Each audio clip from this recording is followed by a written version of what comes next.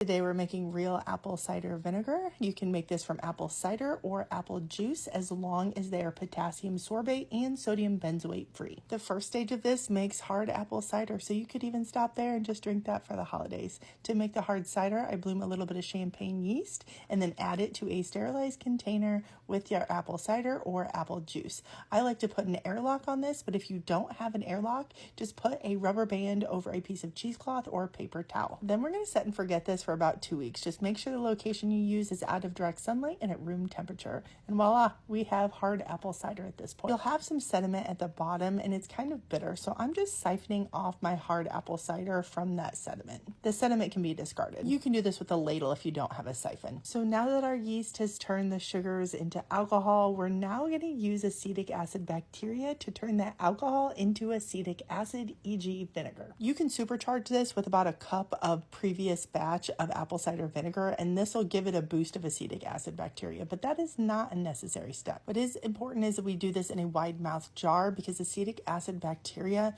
needs lots of oxygen to convert the alcohol into acetic acid. You can throw a cheesecloth over this container and give it 3 to 4 months for this process to complete, or you can supercharge it with a aerator bubbler that'll oxygenate the liquid even more, and then this will only take about 3 to 4 weeks. You'll know it's working when it starts to develop a suspended mass called the mother. And you'll know it's ready because you can test the pH. I really like to aim for around 3 pH with my apple cider vinegar. So I'm going to do this with a very simple method with the pH test strips. In order to use a test strip, just tap it into the liquid you're measuring and compare it to the chart. And this is perfect, somewhere between a 2 and a 3.